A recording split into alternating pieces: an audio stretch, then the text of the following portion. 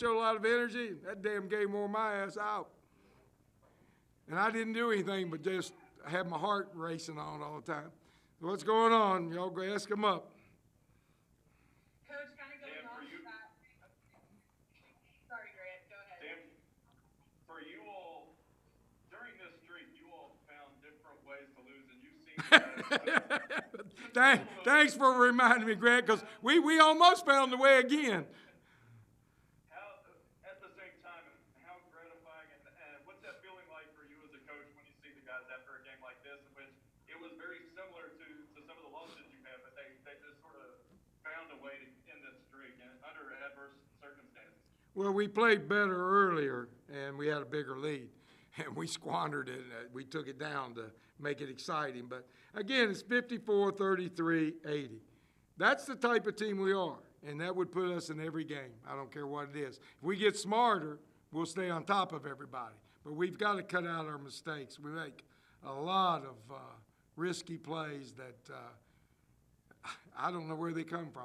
I'd like to be able to say I can monitor them, but, individual decisions come fast on the floor, no matter what you tell them. Because we told them one time, don't throw the ball wildly. Now we got timeout, call timeout. They come out, get the ball, he takes one drop, jumps up, throws it, and interception. All he had to do is stop, hold on to it, call timeout, and we'll be solid. But we've got to get better at that, and either I got to change my southern West Virginia accent so they understand what the hell I'm saying. Somewhere there's a lack of communication, and we'll just keep going. I love his team. You know what? They came out, and I like Mike Byers, and then sometimes, his decision-making sometimes. But, I've benched him. I've had him over here and had him over there. But he never wavers in coming out and doing the best he can. And that speaks well of him. And, of course, we appreciate today because he was a big part of us winning. Coach, how important was Tavion to you on the bench? I know he couldn't go out and play, but he was in the game the entire time. Almost felt like another coach out there for you. Well, Tavion has made us better all through the year because he practices with us every day. And every day he comes out and gives a full effort. It was killing him to sit over there. But, he did what he could to make this team as good as it could be.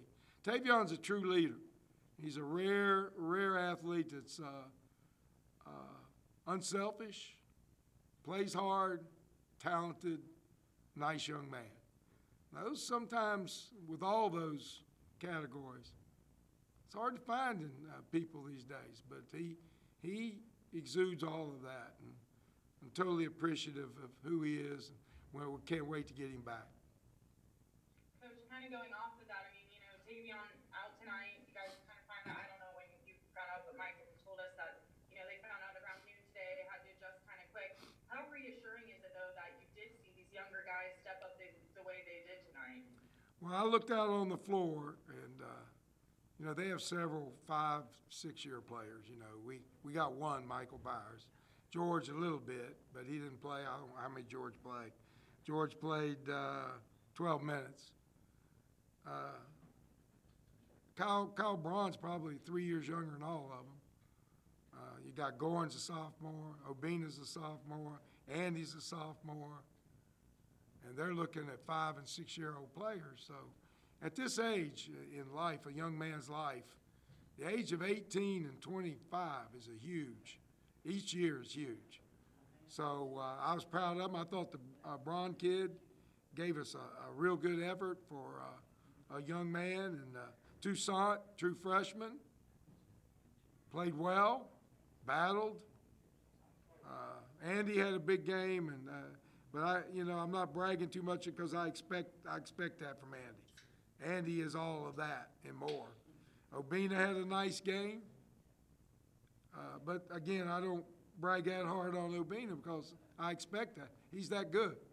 So I thought Toussaint gave us good minutes, played hard, and then Braun stepped up in there, and what did he end up with for a freshman in a big game like we were in? What did he have? 11 points, no turnovers. That's pretty good for a true freshman.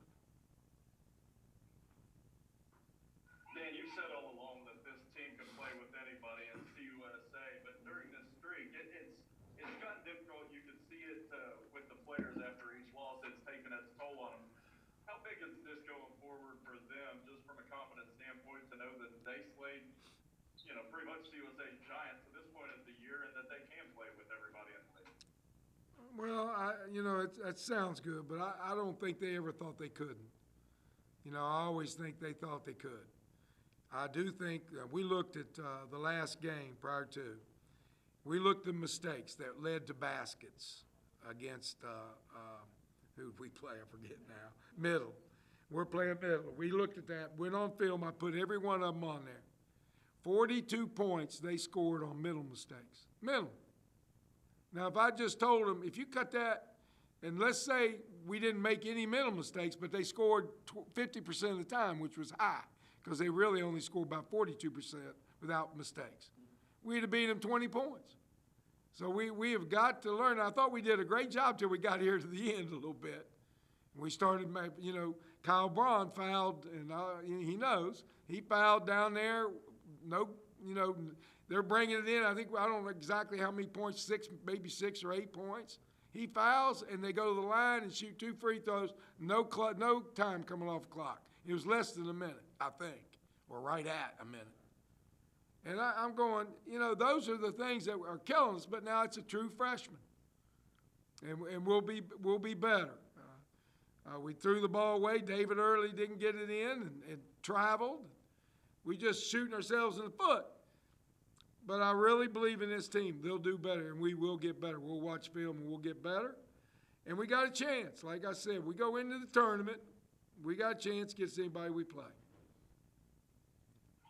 Well, Coach, how do you feel, though? I mean, it is a win. It's very exciting. It was a very exciting game. The atmosphere, a lot of Herd fans came out to this one. Just how on that side of it, now that you do have the win, can you breathe a little bit, and are you pretty, excited? Well, first of all, I was excited. We had about 35 alumni come in town. I got to see my first recruit was Bill James, that I signed when I was a freshman coach or assistant freshman coach, both. I went down to Tyler, Texas, Tyler Junior College on a plane. And the words I got from Carl Tacey was, if you don't get him signed these papers I was carrying, don't come back. And I was 21, and he didn't smile when he said that. But we went down, he signed, and obviously had a great career here. I got to see him for the first time since he played here.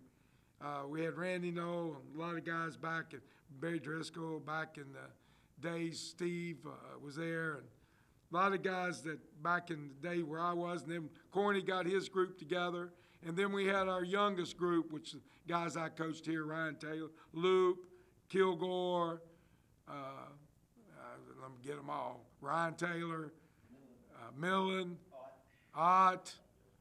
We had a lot of our guys that played here, and that's what I want to create. I want to create the fact that these guys enjoy playing here, that they love Marshall, and they're going to be a good alumni. And that'll grow. That'll grow. Sometimes maybe you want a little faster, or you want to bring in guys that have no obligation to the school once they leave. 4-year kids have an obligation to the school. They buy in. And, I hope I can keep it that. The portal's making it tough. We're going to probably have to look at that. But, when you have a 4-year kid here, they're buying in to the university itself. And in the long run, if we can get in the long run, that's going to be beneficial to our program. Which I got to ask you, Fires dunk with about 2:11 left, put you all up 11, and then that Braun foul happened that took them to the line. When was that? What was the time? What was that, Grant? What was the time on it? It was 2:11 left. Okay. It was off the inbounds, off of Michael's dunk. Walker goes down and hits 2, and he hadn't hit a shot in a little bit. How long was that last 2 minutes for you all, just as you see things starting to sort of, slide back and UAB cut that to a one-possession game? Come on, Grant. I was sweating.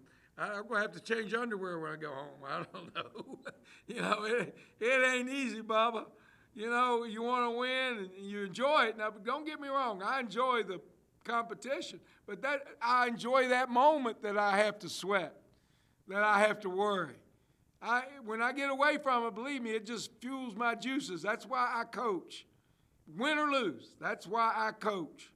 And I've enjoyed it for 50 years. And God bless me. I hope that he'll give me a few more. And I get to stay with these young men. They keep me young, and I'm proud of them, proud of our fan base, proud that we got 30 to 40 alumni back here.